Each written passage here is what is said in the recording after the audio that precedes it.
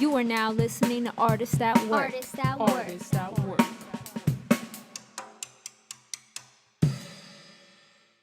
Welcome back to another episode of the Artists at Work podcast. I'm your host, 1AM, with a special guest. Go ahead and introduce yourself. Special. No, sorry. There's another podcast where this guy is always like special. But yeah, no. It's a skateboarding podcast. But yeah, Jroz. Which do you prefer, Jroz or Jroz? You know, old school people know me as Jroz, but people in Mexico and Russia call me Jroz, and like my name is Jenny Rose, so it doesn't matter. But okay. I think like it's funny. I just watched a little playback. I was scrolling on you guys' timeline for Instagram. You guys were talking about that. Someone was like, they changed their name and they call themselves by their current name, and I was like, dang, that's how I've been. Like when I first started, it was Jroz, but then one of my high school friends was like, you should call yourself Jroz. That way no one knows if you're a female or male, because I used to, graph and piece and stuff. I was like, that's true. But it was always for like, that was their idea and I ran with it. But I think Jroz is like a return back to like what I originally called myself before anyone knew what I called myself. And I remember I was kind of peeking through some of your videos on YouTube, and I saw one of the pieces that you did, and it had a rose in it. So I was like, okay, That's dope. okay. So yeah, that's old school. I think it's important to basically tell everyone about your story, but like even more, it's like, why, like, who is this person? Like, who am I talking to right now? Like, let the people know where you're from, how you got started. Yeah, no, I'm an 80s baby, so I was born in the year of like Beat Street and, hip hop.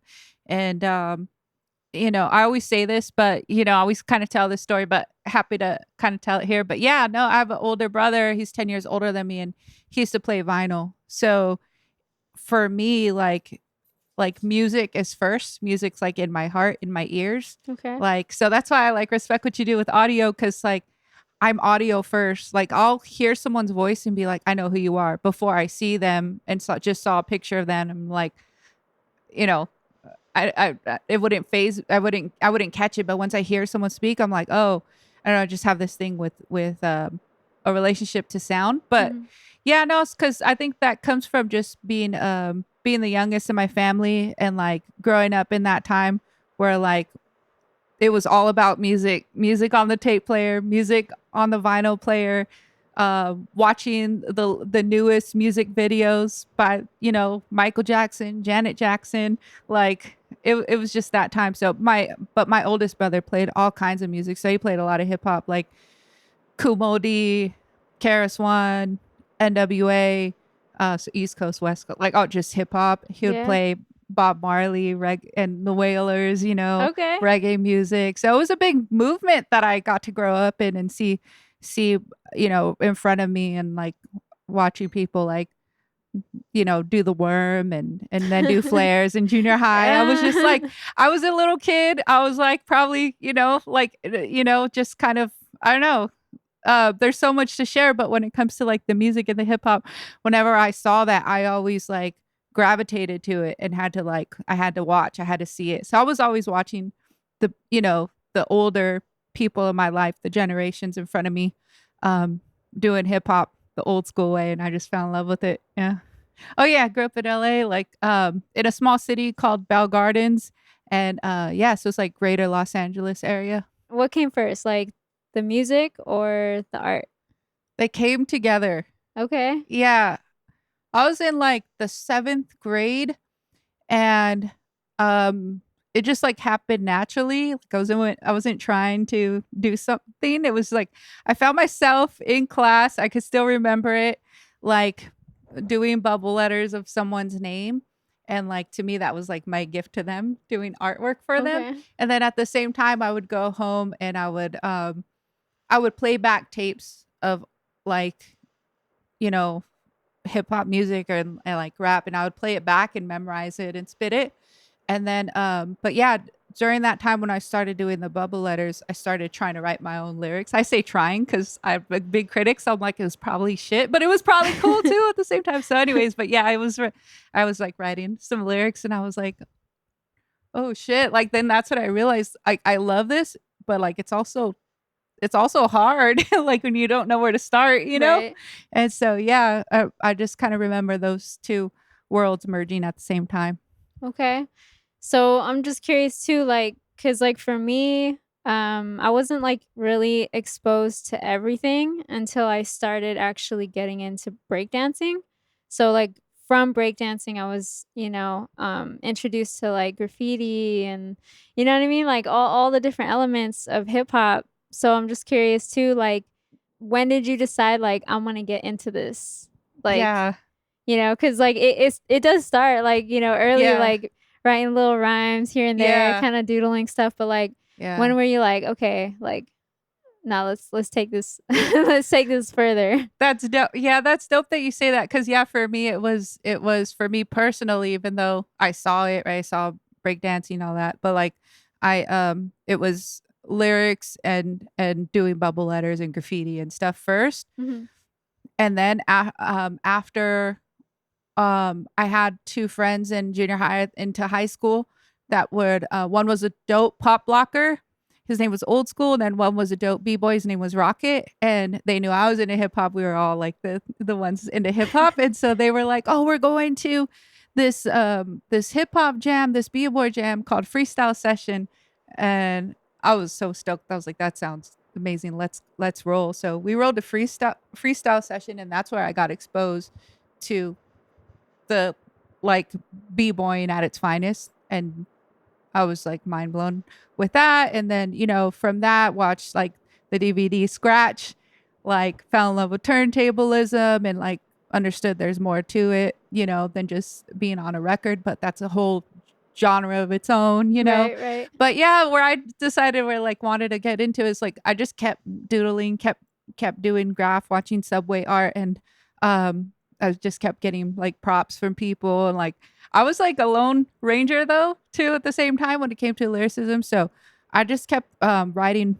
lyrics and practicing, and I was really into battling when I was young, and then in the city where I was living in when I really got into it was Whittier. Mhm. So that was like in the 7th grade too.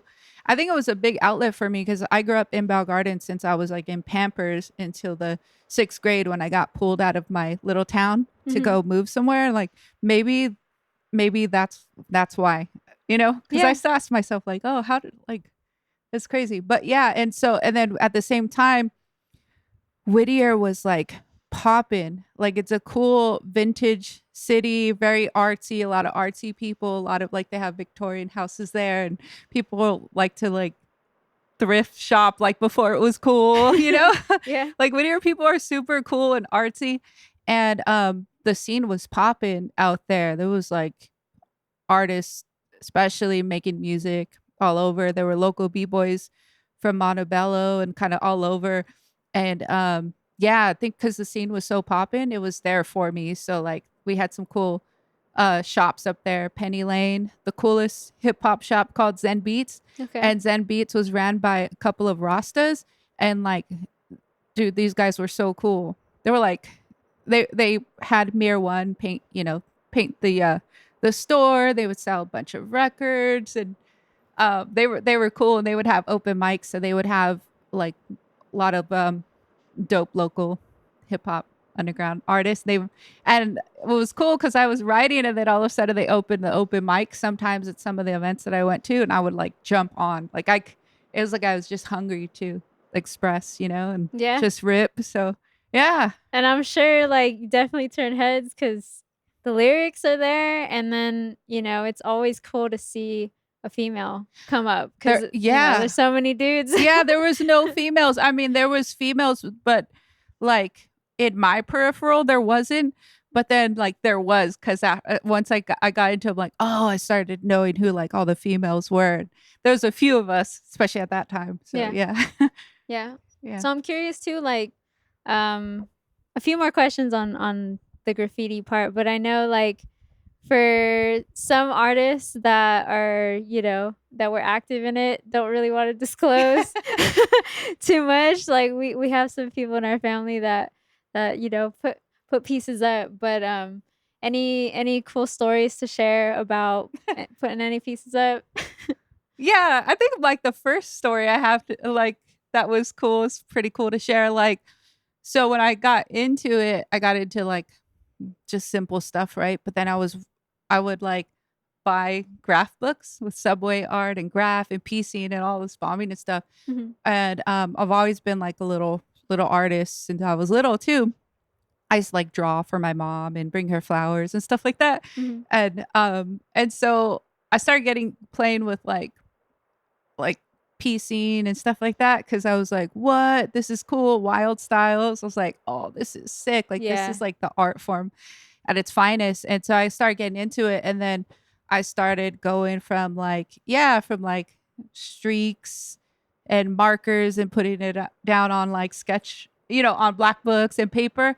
And then I had friends who like would paint. And so they're like, yeah, let's go painting. I have a couple cans. So I remember painting like by my school, like in the train tracks, and I threw something up and like with my friend, and I guess like the next day or something, I have a brother who's 2 years older than me. He was walking down the train tracks with one of his friends, and like you're right, when people see like a female, like the word gets around, like what, like there's this Yeah. chick, she's sick, and like I'm just like in my own zone, right?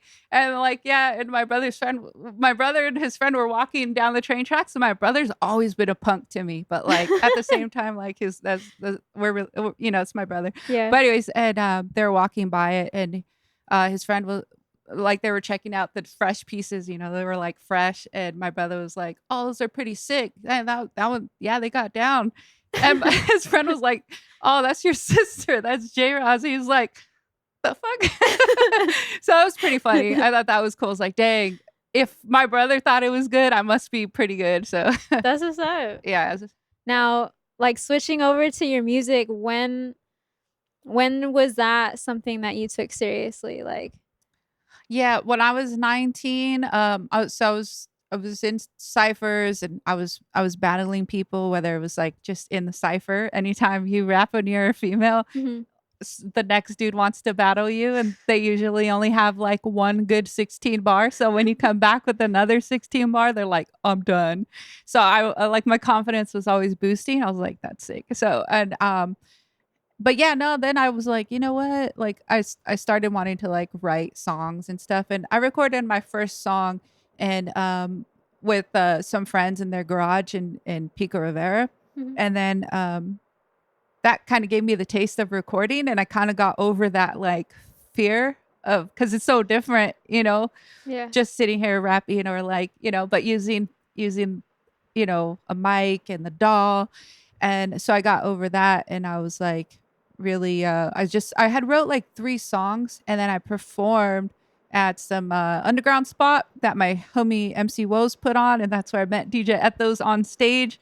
And but anyway, so then Acid Rain, there's is all in like in LA, and then Acid Rain hit me up to just like push me, and they're like, "Oh, you should record with Reform. He's the guy that we record with. He makes beats, and it'd be like everyone was just hyping us up. They're like, it would be dope if you guys record an album. You should record an album with him." And he was recording. He was like the mastermind, but behind a lot of like Acid Rain and Peeps and their Peeps, with recording and stuff. So yeah, I like sat down with him, and like we just knocked out my first album called Breakground.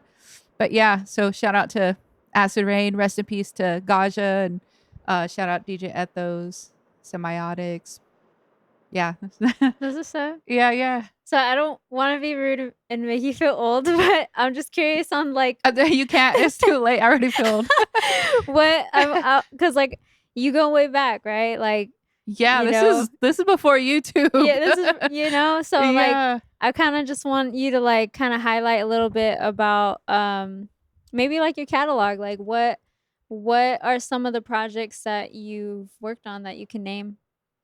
You know what's a dope project that I like usually tell people to go check out, cuz it's like it's not a solo album, but I just think it's dope from like beats to lyrics, and it wasn't just me as a collaboration album. It's a Quiet on the Set album with Destruct. So it's two MCs and then two producers. Roz, my homie Roz, who I used to actually break with in high school. Okay. He went to a different, so he was in a different city, but me and my high school friends would break dance with him and his high school friends.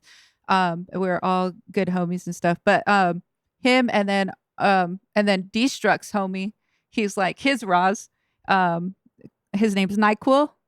And those guys, like, they're just beasts, like at producing and Roz with DJing and producing and doing audio.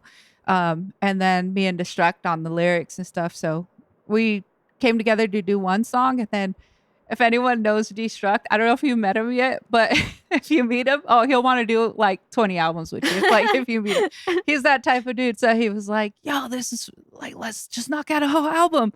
And like, I don't think any of us saw that coming, but we were all like, yeah, like we're down, you know? So, Yeah. Cause the first song we did was cool, but, yeah. So, that's a dope project. There's some music videos out there, Okay. with all of us, and Quiet that one, on the Set. yeah, Yeah. Quiet on the Set featuring Abstract Rude and two mechs.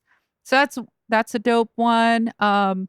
Me and DJ Ethos have stuff on DJ Ethos' SoundCloud. Well, it's on my SoundCloud too.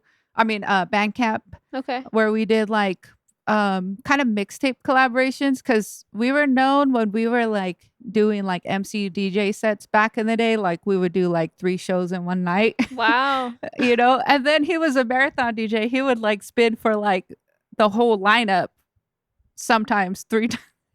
No, for like he would just spin for everyone, and he still spins for a lot of people. But yeah, and so we put together like different tracks that we recorded and put them together on mixtapes. So there's one called Beats and Pieces. Okay. And then there's Portrait of a B-Girl that I released with my homie Nocturn. And what's dope about that one is Nocturn's DJ Ethos is old school homie. So they were homies in a crew called Semiotics. Okay. Before I met DJ Ethos that night when I was like 19 on stage. Okay. So they go way back, and Nocturne's pretty sick. He like studied in Humboldt County. He is like the biggest jazz hip hop head that I know. Like he knows like so much dope, incredibly wide scope of dope jazz music. Mm-hmm. And so Portrait of a B-Girl has like this cool touch to it. But for that one, we released Roses, and then I got another track with Abstract Rude on that one. And then speaking of Abstract Rude, I'm on some Keep the Feel compilations too. There's Next Up to Bat that we released, that Abstract Rude released. And then yeah, there's like just rare gems out there from the old school. Like there's a compilation that that this dope MC is like the dopest MC from ever come out of Mexico City, the Efe. Okay. Yeah, his name's Boca Floja, and he released a compilation called Quilombo, and it was dope because he was just hitting up different people that he was working with at the time. Mm-hmm. So we released a song, and I had on that song, I had my homie YG from Moscow, Russia on that song. Okay. It's called Focus. There's a music video out there too. It's filming in LA and in downtown LA. And it's cool because that compilation features like a few different people from different countries, like a lot of South America, like Argentina. Yeah. So it's pretty cool. Looking at your music and reading your bio, I see that you traveled a lot. So do you want to kind of talk about that? Because like it's not every day that, you know, we get to meet like MCs that actually travel and perform in different places. So yeah, how'd that happen? That was like super random, to be honest. Really? Like, well, actually, no, actually, I take it back. Like the first one I went to the Efe twice. The second time going to the Efe, we went to Macallan. But that one was because I had a distribution label. Okay. Like yeah, they're called Nomadic Sound System. So they helped me with distribution to get like my music and Amoeba and like a bunch of music spots and things like that. And yeah, I don't know, just like a mixture of networking. One person that I used to that was kind of like a mentor to me was Rude. His name's Rudy A-Rod, and he used to host the hip hop show that would happen on LA TV, and like so he had different little connections, and then with Nomadic Sound System, there was that connection. So it was pretty cool. It was like a combo of like, you know, Ethos, myself, putting in work, and then at the same time like having like cool synergy around us. And so yeah, so Nomadic Sound System, they're the ones who introduced us to Boca Floja, Okay. and yeah, and they were the ones who actually like set that up. But it was Ethos and myself who like we took ourselves out there, like paid how to pay for the hotel and all this stuff. But like or the flight, I mean, and then but when we got there, you know, we're like taken care of and everything. But that's how we got out there, and the show was like huge. It was like packed. It felt like the way hip hop shows probably happened in Beat Street, like in New York, like where it's like there's no security guards, but it's all love. Like there's not one single fight that pops out, and like everyone's just happy and like, you know, it was like packed from front to back, and like people were just like buying all my music and everything. So I just like sold out on music, on all the merch that I took out, and then got to network with a bunch of other like musicians and people. So the second time we went out there is because at that time we made connections with Boca Floja, so we were cool with him. And then the second time we went out, we brought Tumex and Cholo Lancico from OMD with us. Okay. And that was dope. So that was like their first time going out there and performing in Mexico City, the motherland. And then yeah, so it was just dope. Like just meeting acquaintances, like people who supported what we were doing but weren't really in on the mic or in front of the cameras. Right. Just like took us under their wings for some of those trips. But then yeah, after like going to Colombia and Venezuela was just like random. It was just I had a friend named Main Flow, who's a dope rapper. He's actually from the East Coast. Like he's old school. So he did songs with like Talib Kweli back in the day and stuff like that. Wow. Yeah, but he's lives in like Mexico and like in Ensenada or TJ, Mexico. Okay. So he's like you know, living in SoCal, like San Diego.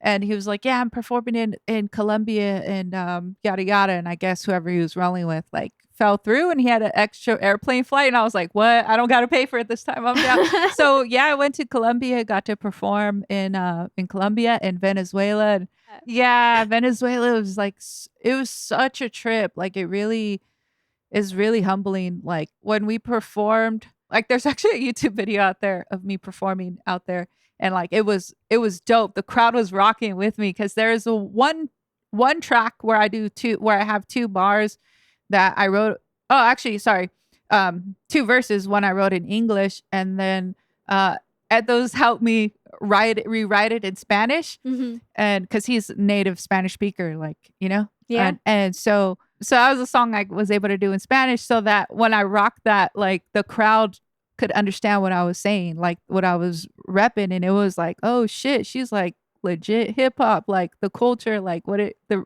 rooted from, like she represents that like essence, you know. And it was just dope. The crowd was just like rocking with me. Like it was such a crazy wave of energy, and they were like going wild. But yeah, it was dope. And in that venue, there was like no roof. It was like outdoors. Like so, it was so dope to experience like a different rocking in different countries. Like Colombia and Venezuela is so different from each other, but it was pretty dope. So many cool little stories involved. You did the music video in Russia too? Oh yeah, then Russia, yeah. So that came out of like the MySpace days. Were you on MySpace? Yeah, I was. Yeah. So I don't know. Yeah, I had this cat, my friend Yuri YG. He's like a brother to me now, but he messaged me on MySpace back in the day, and I just thought he was dope. Like he had stuff he was working on, but for some reason he just gravitated to my music, and I don't know why. Like there's so many dope artists that you could have gravitated to from New York or the East Coast, but he just gravitated to my music. And so we did a track together and everything. And then he came out one time random in LA and just like called me, is like, Jroz, let's shoot a music video. And it's funny because the guy, the videographer that he brought with him was our homie Cadence from the 909 that Ethos also knows, and then Oh I also know. wow. So it's like a world. You guys are all connected. Yeah, we're all connected. So then we shot the music video just like in a day, and that's that song "Focus" that we threw on the Quilombo compilation. And then from there, I just thought, like, dang, like Yuri's dope. Like, he's just about the music. He's not really like, asking us for any favors or nothing. Like, we're just all like rocking and doing what we do. He didn't have like any ill intentions or nothing. Like, this guy's cool. And then, yeah, later on, he's like, you gotta come to Moscow. You gotta come to Russia. And he brought me out there twice. So the first time I went out there, I stayed like almost like a month, and then like the second time it was like 2 weeks. Oh wow. So I really got to live the life, and like he didn't have me in a hotel or nothing. It was like they like, here's your room, friends, let's have tea together, and like it's dope because it feels so old school. And that's the dope thing about traveling. When I did was I felt like it was, the energy was so like, it was like if you could time travel before the US has gotten a lot of this out their system and experienced it. It was like, whoa, I get to experience it again, brand new. Whoa, I get to experience it again, brand new. Like, that's what it felt like, just like untainted and raw. All the countries that I got to go to had like so many cool people that were like involved in it. Yeah. That it just felt like a big family. It's so cool. Yeah, no, that's definitely something special to experience too. And like I really believe that traveling can really take you out of this little bubble that we have and open you up to so much, so much more. And Yeah. so I'm going to be kind of coming at you with some like real full questions Oh now. shit. Some real full questions. Shout out to our friend GGO for helping with these questions. So how did LA inform your perspective of hip hop So before traveling? before traveling, I just knew LA was the best. Like, growing up listening to, like, when I heard like The Far Side, and I heard, I say LA because I considered hieroglyphics even LA, because that's what was playing out of like Friday Night Flavors in LA, like, Mhm. but it's, I guess, West Coast hip hop. But what I like even mean from that is like when I would go to Zen Beats or Penny Lane, there was so much hype anytime Freestyle Fellowship and the Project Blowed would come to our city. Like, everyone knew about it. It's like, yo, Freestyle Fellowship's about to be at Penny Lane later doing an in-store. Like, oh, did you know AC Alone was here? Oh, peace. Oh, there's bus driver. Take a picture with bus driver. And so I think for me, it was like, and it was pretty funny because back in that day, like, everyone who was like, yo, Freestyle Fellowship's gonna be here. Like, the first time someone said that, they were like, they sound like they're like Bone Thugs in Harmony. And if you tell, and not, for everyone who knows the story, there's so much. There's actually a documentary on that, on how Bone Thugs in Harmony bit Project Blowed because they went to Project Blowed. Sheesh. Yeah, so just being a part of of that story of like Blowedians in my backyard, and knowing like these cats were like lyrical wizards was like, whoa, that's dope. So it was like, I always felt like that set the bar for me to not be whack, to be dope. And yeah, I think that's another part of the reason why I'm so like on some of my stuff, I'm like spaced out, because it's like, Yeah. But the other thing too is like, not, I don't know how to say this without like comparing you to other people, but it's like when you come on the mic, you could tell that you're different. And I think maybe that's because like you grew up in that environment. You had Yeah. to be like on your toes, like you're battling dudes, like you're valuing the MC, right? The lyrics. So like comparing that to like say coming out to the Bay. It's like a whole different scene out here. I mean, kind of like, do you want to share your thoughts a little bit on the differences that you noticed from growing up in the LA hip hop scene to kind of coming over here Yeah. and kind of experiencing it a little bit? Yeah. I think even someone from Hyro mentioned like just some random post on Instagram that like when people from like the East Coast are like, "Oh, you're from the Bay. Oh, why don't you know, you just go to LA in a second," or some like that, like comparing LA to the Bay. And like they were like, "No, they're like two different countries." Like even physically on the map, if you look on the map, this is how look at it, the East Coast. If California was on the East Coast, it would cover Florida up until, Yeah. North Carolina or whatever it might be, and yada yada. So it does feel like that. It feels like a different country. Um I don't know. Maybe I'm tainted because GGO welcomed me in, made me feel like family. But I'd say the difference is like I think it has to do with physical territory. Like because if you go to San Francisco and then you go to Oakland, it's like feels like a whole different experience. And then you go to Berkeley, it's like a whole different experience. You come Yeah. to down to the Silicon Valley, it's like a whole different experience. Yeah. And like I think people have different styles out here too. Like, and I don't know if it's like because maybe people out here came from different places, but they feel like they bring like something different. And so it makes me feel like it's a little bit more like artsy, if that makes Okay. sense. Yeah. And I've always felt that way too, even when I was young and I came up here to perform and performed in Berkeley a long time ago. Yeah. When I was younger, and I came up to like San Jose and San Francisco a couple times, and like I loved it because just at that time, like, and I think it's like I don't know if it's still the same. Maybe you could tell me, but like we would just go into like some random like dive bar in San Francisco, and then you just see like a bunch of people with instruments and like a vocalist singing, and it just felt like it was one cool like musical art Yeah. cipher. I So mean, I thought that I was see a dope. lot of that in like Santa Cruz. I haven't quite seen too much of it in San Jose, but Frisco for sure. Like, Yeah, Frisco. and Oakland for sure too. Yeah. Like a lot of the fun shows were in Oakland that we Really? went to, Yeah. or even performed at.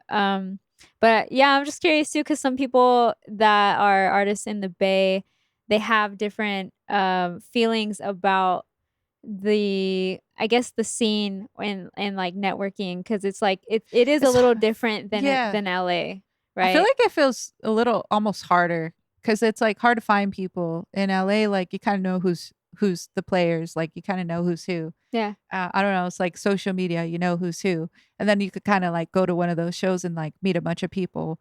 But here it is different. Like there is the bass style. Like you'll see the bass style out here. You see it in SoCal too, and like even SoCal like it's spread. It's not just LA. It's like different counties, like in like Riverside's taken off, like the OC, San Diego's taken off. Like Mhm.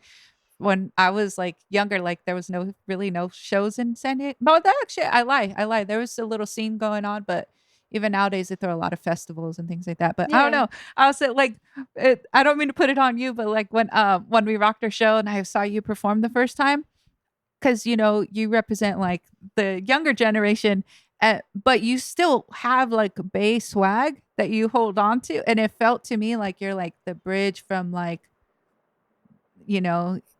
like yay area like rap scene to like I don't know, you just make it your own. And I was like, oh shit, I feel like I'm getting like a history lesson, but like from the youth. Like it was pretty Eh, dope.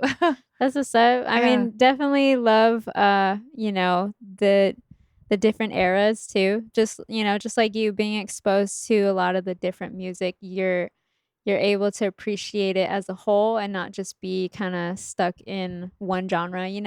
I mean, because hip Yeah. hop is influenced by, different genres. Like, Oh my so gosh, we yeah. gotta like, actually be open to it and be like, oh, like know some Marvin Gaye, like know some Bob, like, just Right, yeah. you just gotta you gotta be open to it. And I know some Yeah. people be a little closed off and be like, nah, I only listen to rap music, da da da. But Yeah, they're like very religious where to do you one think the samples style. come from? Yeah. you Mhm. know? That's So so funny you say that. kind of curious too on like now like contrasting LA and the Bay, but now it's like internationally, like, mentioning performing outside of the US, like those were like I could see on your face like those shows were like those are memorable. Like you want to kind of give a little bit of like your thoughts on how shows outside of the US, like the hip hop culture, how is that different from what we experience here in the US?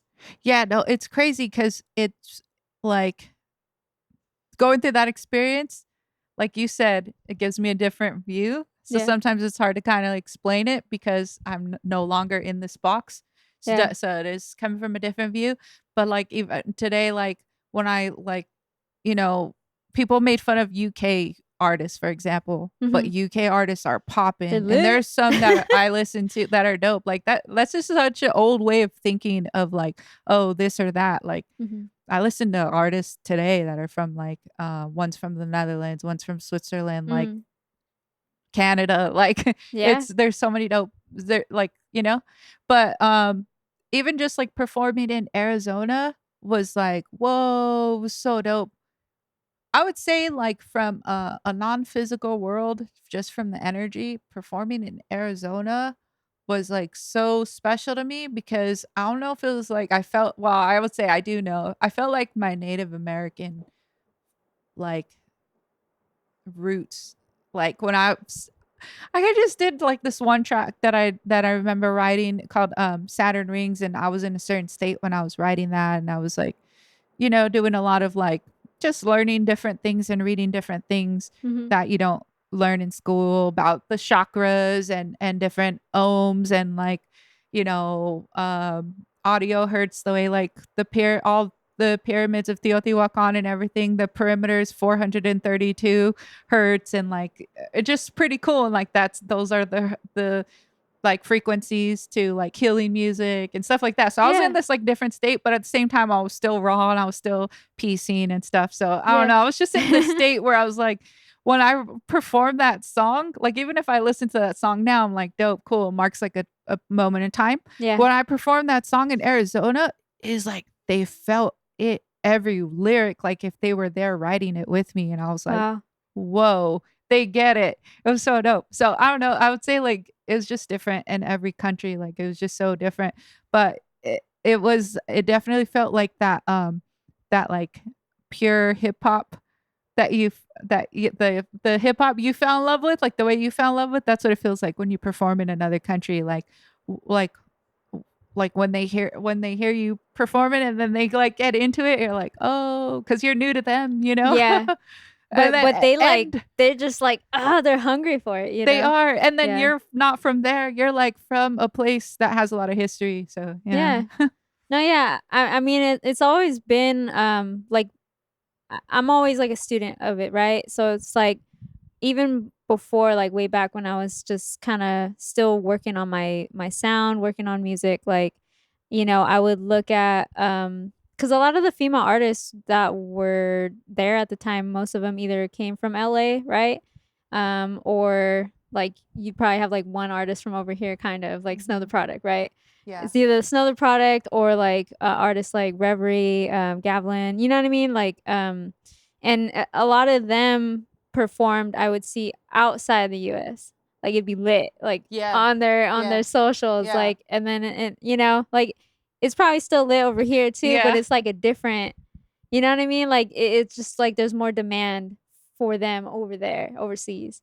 You know what I mean? Yeah. They do a good job too, like the people in Russia, for I would say, held it down the best, like sound wise. They even like recorded from the turntable. Right, they had the monitors going, then they recorded from the turntable into like Pro Tools and recorded the whole thing, mixed it down, and then threw it on YouTube. No way. Yeah, that's why it sounds so dope. Like I need to send you that link of that performance because you're like, oh, this, yeah, that's pretty legit. I mean, yeah, like unfortunately, like a lot of the shows that I've done, at least over here, like the sound was pretty bad. Yeah, no, yeah, because you always like, yep, I know you're on your P's and Q's. You know, I'm a I'm a little audio engineer, so like when certain things be off, I'll be like my eye be twitching. And I'm like, let me get on the boards real quick and just let me help you.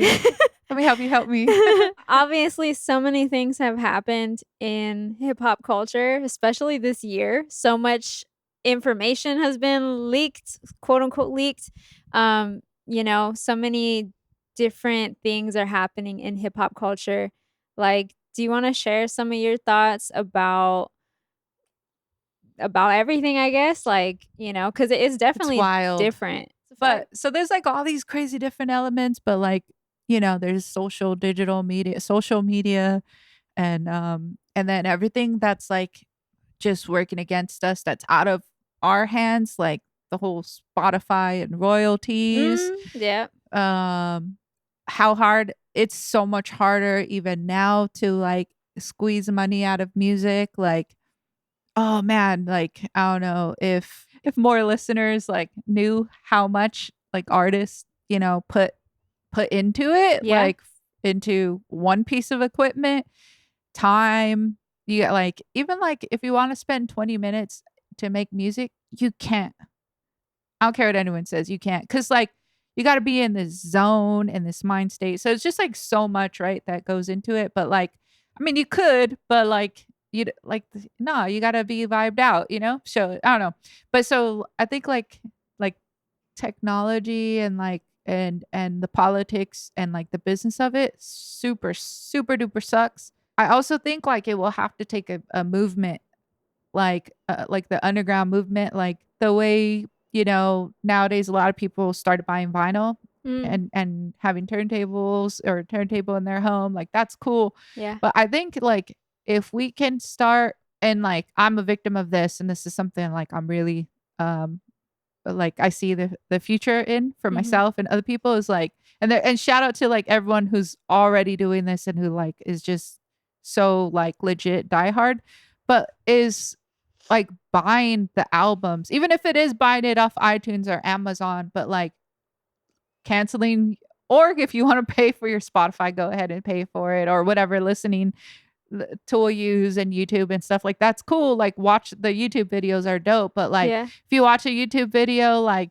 donate $1 to the artist or whatever you can, $5. Like you saw the release, donate some money. Like buy the album on Bandcamp, SoundCloud, wherever. Like you know, like buy the music, collect albums, and listen to the music as an album, and listen to the you know like is we gotta kind of go watch the old school stuff because like it's even happening in movies. Like I want to go watch Planet of the Apes, and I just had like the new one. I just had so many mixed feelings about it, and like I'm actually like when it comes to movies, like I've always been easy to please. Like I watch a movie, I'm like that's so dope because there's so much that goes into it and like this and that and Dolby and the audio and the cinematography and the story, and I cry at every movie, you know.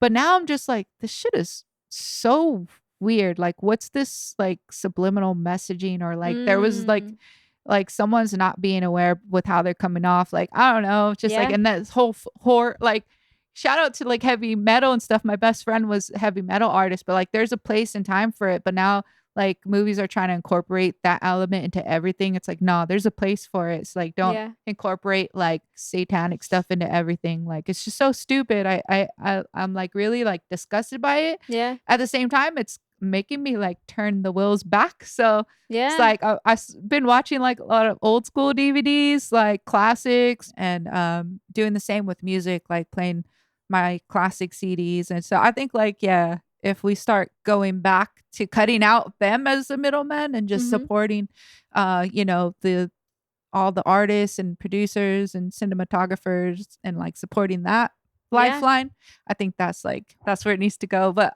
you know, I don't know.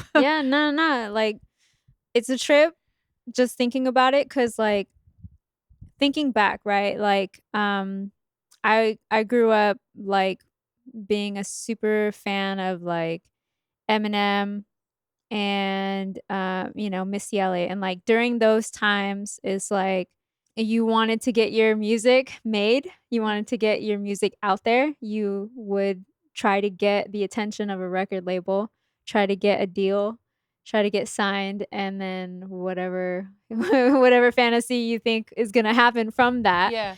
And then nowadays, like everything is so different with technology, and like now it's like you can go to the store and buy your own studio equipment and sign up for a distribution online, but it's a trip because they're still gatekeeping. It's like Spotify, like at first it was Yeah. like Spotify, iTunes, all them, like you're getting paid, 0.03 a penny per stream, right? And like I don't know, I can't speak on like Yeah. iTunes and everyone else, but like Spotify has been very open with their policies changing, right? So like they kept moving the bar, and now the bar is like not just one of your songs has to have 1,000 streams in order for you to monetize. Like all your catalog on Yeah. Spotify, that means every single song has to have at least 1K in order for you to even be considered to monetize.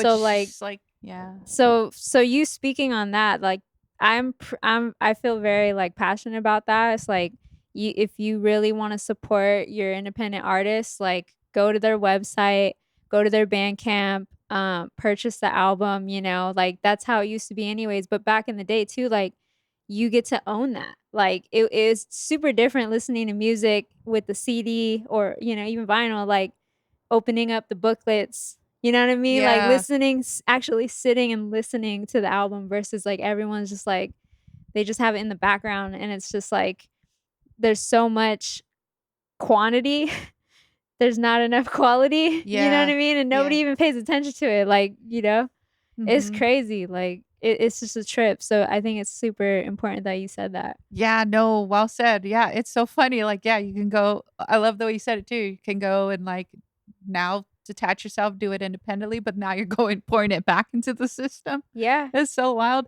And a lot of artists too, like right now, that's like a big talk, right? Because like I follow certain people like Curtis King, right? And he removed all his music from Spotify, and he just went direct to consumer. Like certain Mhm. artists are doing that, like Kanye, Pharrell Williams did that, but he Uh-huh. wasn't selling the album. But Yeah, you no, know, yeah. Black Star did it with their latest album, or at least they kept it, and then when it launched, you could only hear it through like a black owned platform. yeah, So they kind of yeah. yeah, or even like Strange Music, like Tech Nine, like even Uh-huh. before all of this streaming stuff, like they all had their own websites, and they had their people tapped in like to the email list or whatever. Like, Yeah. so obviously you consider yourself an independent artist, right? Yeah, I mean, it went from like a distribution label, like you said, you reap the benefits of like just comes across different, like, and they that label had already put other artists out. So they kind of knew different platforms. They kind of had a process down and stuff. But yeah, I just kind of I even right now, I do stuff just for the love and just for the art of doing it. Yeah. So I'm in a different place, not really, focused on like my image and stuff like Yeah. that, I guess. Yeah.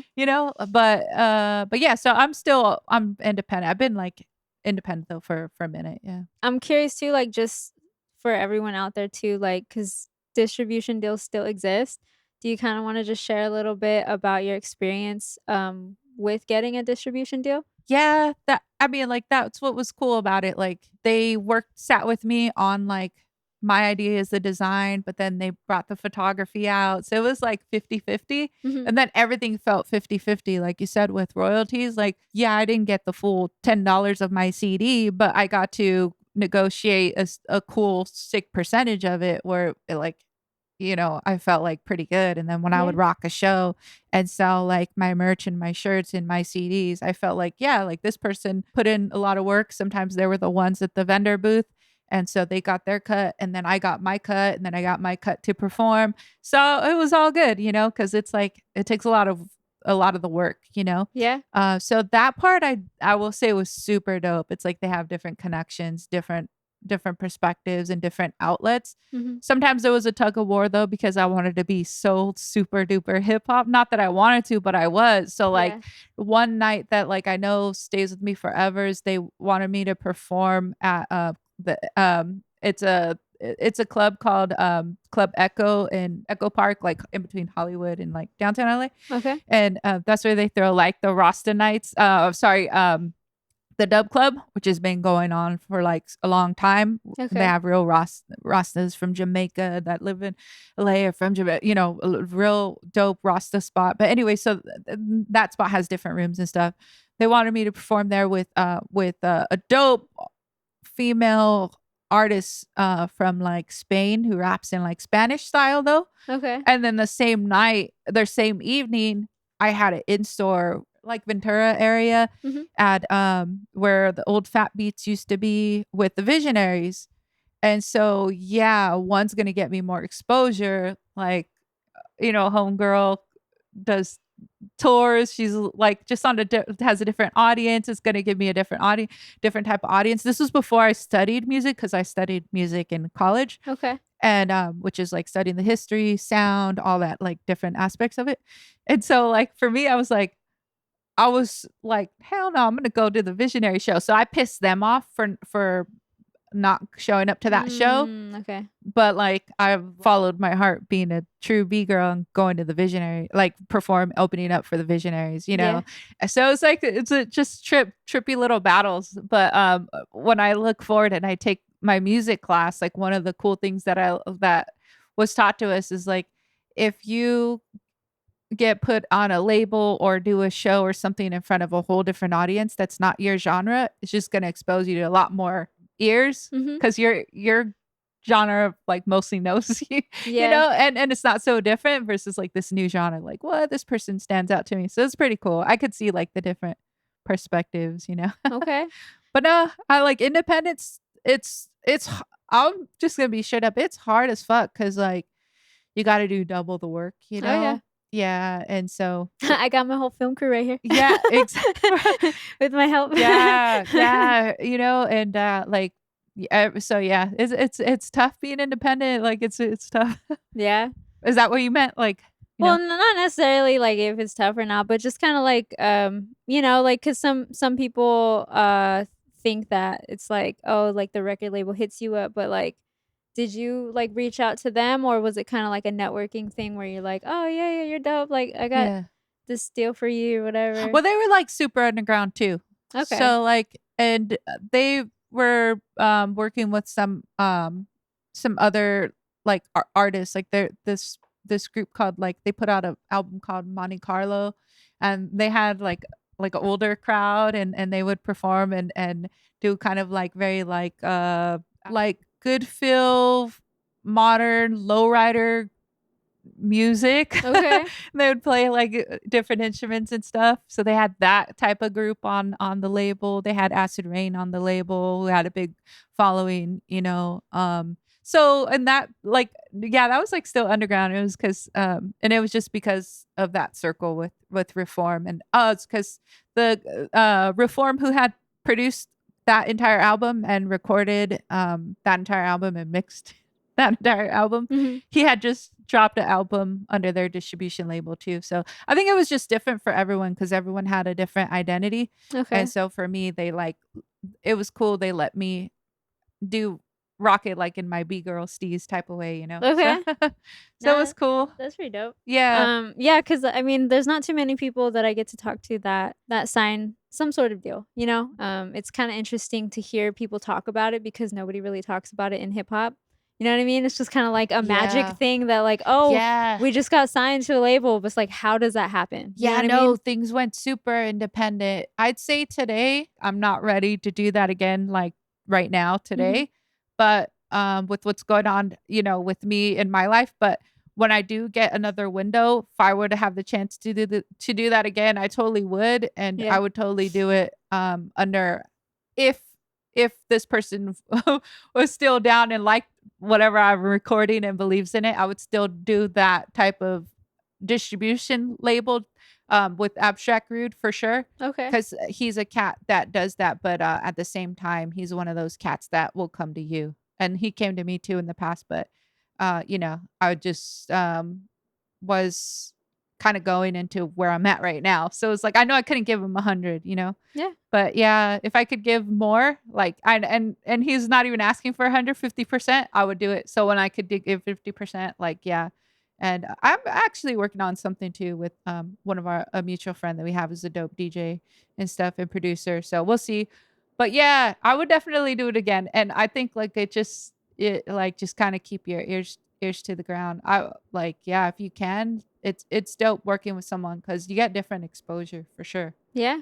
No, I mean, yeah, I mean, That's a cat that's got exposure across seas and yeah, you know. exactly. Traveling, that's probably one of the Yeah. biggest things that you could do as an artist. So thank you for sharing all that too, because like, yeah, like not too many people share some of that stuff, and like I think it's pretty important in hip hop, like for everyone to kind of speak on like how things actually work, because it's not all magic. but Yeah. I have a few more questions before we close. So it wouldn't be right of me to pass up this question because I only interview hip hop dudes. Uh, So, as a female, like, do you want to speak on being a female in hip hop? yeah, being a female in hip hop is if I look at it from like a journey, it's rough. I don't know how I'm still here. It's rough. It's rough. Like if you I'll try to break it down into sections. Yeah. Like if I look at it from the beginning, right? I was a lone ranger. Everyone like had their crews. And though I like fit in with crews and I was from different crews, it's like bros are bros, boys are boys. Yeah. I was like, I'd go to so many shows by myself. Like I w- I was battling so much for like money before YouTube. Mhm. I think the peak of my battling when it was like recorded, I don't think it's on YouTube. I battled I made it to the semifinals against No Can Do. And that one it was pretty funny. It was on Fox 11. But like leading up to that, I would battle all over. Like I'd go to like this city and my neighboring city because it'd be like MC battle for, winner takes X, 100,000, whatever, 200, go and, etc. So I would sign up and go to battles. And I swear it pisses me off to this day. Every host is like, yo, we got a female. Yeah, okay, ladies first, ladies first. And I'm like, bro, you already lost because, like, that's so cliche. Like, that's not creative. Like, why don't you flip a coin or something? Like, so it's never equal. Yeah. Like, that instinct there's no equality there. Yeah. Like, I'm just gonna say it. Like, I just feel like a lot of people around me didn't really like bring me up to perform with them. They didn't really bring me because I was a chick and like maybe their bro friend's gonna get mad because this and that. It's like keep me the fuck out of it. Like I didn't start rhyming because my boyfriend was rhyming. I didn't start rhyming because my brother was rhyming. I rhymed because it was like inside of me to rhyme. And so I think from that stage, it was always like I always got the second. I always had to go first. I was always getting. People would always come at me. I was always in people's mouths. People would say this and that and talk this and that. So it's like I always had to prove myself, and I always had to like just serve fools. So on my own. I didn't have a crew. Like I did it on my own. And then if I look at like the second half, yeah, I just felt like it was a error where like I felt like I had a lot of love in my heart and I was sharing it. But because it's so like grimy and competitive out there, I think I really got tainted by a lot of stuff. And like if I look back and know what I know now, I think I would have like just handled stuff and been so different and like just led a different route, for even people to look at. So that's tough too. And then I would say in this third phase, it's been really tough because there's not just myself, but there's other dope female artists who've led the way, who paved the way. There's Medusa's still rocking, and she's like, she's been on Moesha and like TV shows, like she's dope, and movies to this day. But like, there's Nayla, there's Vixen, from Onomatopoeia. There's T Love, she now lives in France. Like so many females. There's Zane One, who's been putting it down a lot.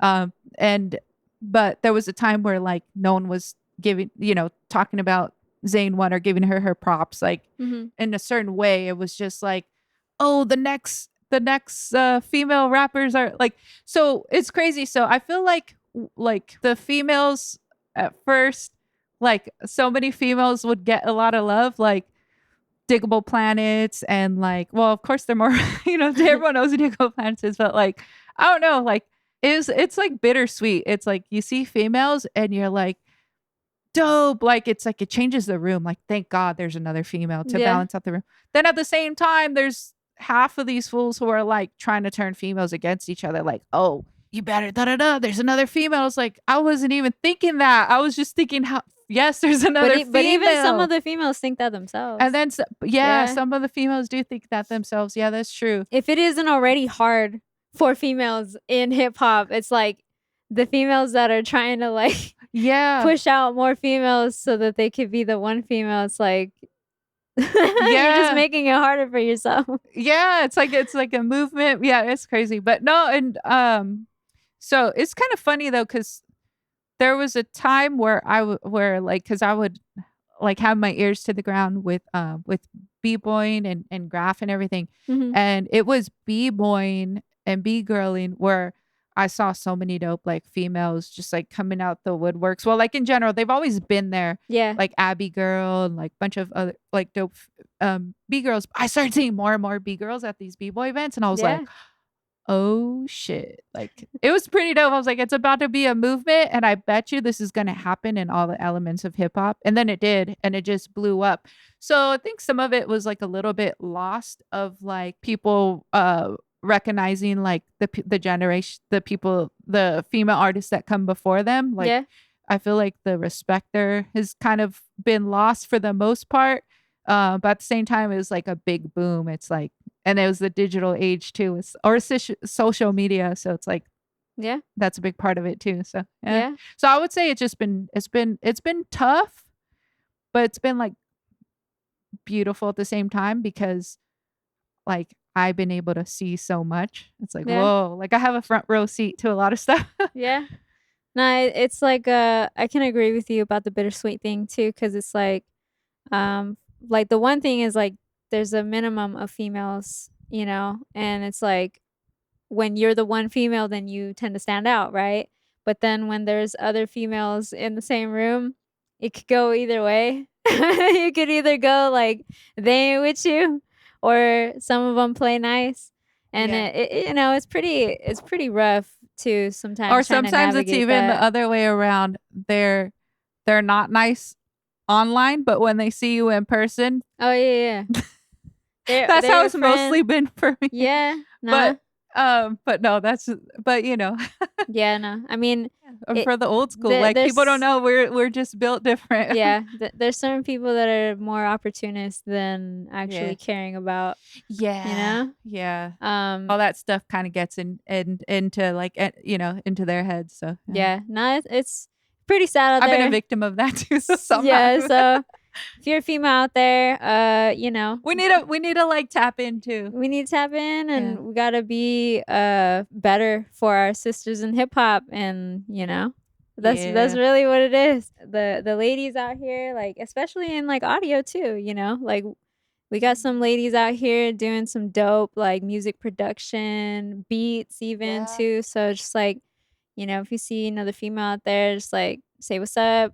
Hopefully they say what's up too. Play nice. Yeah. I think we gotta tap into that instinct, and like don't let all the static just like influence or like shift you, because deep down, we know it's tough for females, so we gotta like yeah. So We gotta I got a few show more love. questions for you. What are the biggest lessons that you've learned in your music journey that can help other people coming up in the music?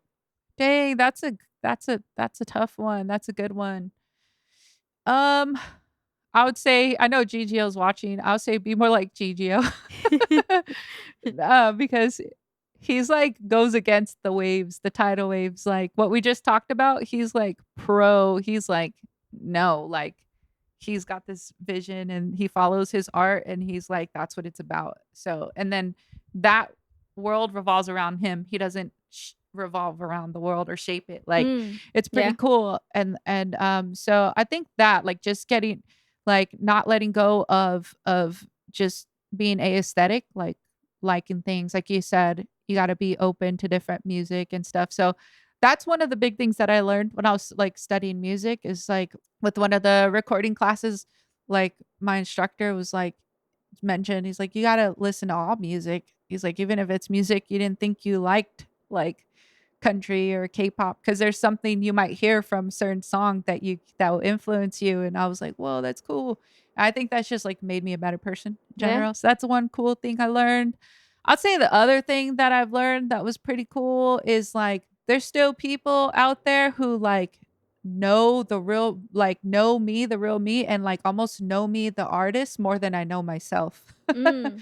And if I just kind of like just don't overthink stuff, because I like overthink. I'm like Gemini the thinker and I think overthink stuff. Mhm. So I think it's also taught me to like try not to overthink stuff. So I'm still trying to do Okay. that. So that's another thing. Like don't overthink your art. Don't overthink what you're doing, why you're doing it. One of my friends, Tawny Love, who gave me this shirt, shout out Tawny, Hey. is he was like, there's no deadline, Jroz. Like, he's another person who like, knows my skill levels and stuff. And he's like, there's no deadline, just like, when you do stuff, you do stuff. So I think that's pretty cool. I think I learned most stuff from other people, Yeah. you know. No, yeah, I mean, that's kinda like why I started the podcast too, is, like, just sharing stories and sharing experiences, like, that's how we really grow, you know? Yeah. Other than our own experiences, but, who wants to put their hand on a flame and burn themselves versus hearing about someone being like, "Nah, don't do this." Yeah, yeah. You just gotta be like open-minded and not hard-headed to like listen to it, which Yeah, is kind of yeah, hard to do sometimes because as humans, we're just like so trapped into our own brains, like how this affects me, what does this mean for me? I'm not thinking, oh, how does it affect you or him or so and so. mm, yeah, Like 90% of our thoughts are like what it does to us. It's our own, but it's like mm. I don't know. Yeah, no. That too, but also being able to discern, like, when people are saying things to you that are not helpful. You know Mhm. what I mean? Like, constructive criticism Dang. versus, like, haterism. You know what I mean? Like, That's a good one too because oh man, that's a good one too. Is like I think that's another lesson too is like as rough as I could be, like I've also been too nice where like I feel like another lesson is like also just having your guard, your perimeter and stuff. mhm. So because you'll be able to like take when people are saying stuff like what they mean by it, Yeah, yeah, or like yeah, they're just like is it real like constructive criticism or yeah, like you said, is it just are they just trying to like start beef and make you start shit with another female or like are they just trying to like yeah, or just secretly, like, put you down, you know? I think everyone did it to me in the studio, and so I don't think that it was coming from a bad place, but they used to always be like, "Rap harder, like rap, da da da." So then there was one time where I was like one phase where I would tell like well, whether I was just recording my own song over some, beat, like doing it solo in the studio, and I tell the engineer like, "Oh, could you make my EQ to where you bring down my highs and boost my lows?" And now when I listen to those songs, I'm like, "That's cool, but I should have never did that." Like, I actually want more of my highs than my lows. I want my voice to come out. I want my female. I want my like Yeah, I naturally like in my head think I have a deep voice, but my actual like I took a singing class and my singing instructor was like, "No, you're actually like up here." I was like, "Oh, that's sick. I could hit those notes. Sick." Like Hey. Prince, woo, cool. No, so that's one thing that I think like just that rapper sees New York, oh West Coast Wu-Tang, people would be like, "Yo, rap harder." And Yeah. that's one thing too that I've learned too is like when I step to the mic for anything performing or in the studio, I'm just like just rap how I rap. But Yeah. it's so funny, people probably have no idea the little nuances and like the little things that you go through where you're like, Yeah. and you're just trying to like vibe and you're lit and this and this and that. It's like stupid shit. It's like just fucking rap. Like I don't know. Yeah, just be raw with it, you Yeah, know? like I don't know. That's one thing that I'm like, yeah. So when I listen to a lot of old stuff, it's like I don't know. I don't know if you're hard. Do you listen to a lot of your old stuff? A little bit, just because I mean, I used to be kind of like against it in a way, like, but it's like my own personal thing. I was like, Mhm. That's weird. I want to listen to myself." Yeah, right. But now I listen to it because, like, in a way, it's like listening to a diary, or in Mhm. a way too of like kind of just like wondering like where I was at that time. Like, oh, okay, like now I'm here. Like, Mhm. it's cool, like reflection. It's kind of a trip. So I'm like I'm for it, like, cause like you kind of have to be your biggest fan in a way too. Like you have to show Yeah. people that you care about your music. You Yeah. know. So what's next for you and your music? Uh there's I'm still gonna release music, like I mentioned with my homie DJ Bless One, and then I think what's next, I honestly think like some of my best stuff is like yet to come out, you know. Okay. Yeah. So stay tuned. Y'all hear that? Yeah, Stay tuned. no, I do think so, but also, like, man, I don't know. There was one point where I had, like, a vision to, like, self-produce my own album, so I have MPC 500. Okay. That, like, dang, that's gonna take, like, some time, like, I gotta, like, yeah, take some time to Get do that. started on Yeah, it. yeah. For right now, it's tough because Yeah, I it's feel it. summer and I've got, like, 2 big things that take up all my time in the day, Mm. but yeah, we'll see. Maybe probably in winter when yeah, Bring probably in out winter. that winter heat. Mhm. Shameless plug. Yeah. Yeah, no. Yeah. Honestly, just kinda like I just wanna kinda get back to square one with a lot of things, like the way we mentioned with like the DVDs and the music and like Yeah. reading a lot more. Well, like I pretty much read a lot, but just like I don't know, just kinda like not overthink and get back to a little bit more of just things that fulfill me. Mhm. That way I'll have that push to shift the universe so that time happens for me to do it. Like, I don't know. Okay. Thank you again for Yeah. being on this podcast. Let the people know where they can find you and your music. You can find me in the Bay Area right now, chilling with this. No. Yeah, no, I haven't been like too active, but also like I've been into like the photography for, a little bit. I haven't uploaded any of my like recent photos, so I need to upload some more photos. But yeah, so the Instagram JROZE_YA Jroz, yeah. And then some of my channels are like still old school, like just search Jroz on YouTube, Jroz1. Okay. Bandcamp 2 is Jroz1. Okay. I'll make sure to leave SoundCloud. the links in the description. You guys have been listening to the Artist at Work podcast with J Roz. Make sure you guys subscribe. If you want to support the channel, please consider donating. And we'll see you guys in the next video. Yeah, shout out to Peace. your pup, Nia. And Nia.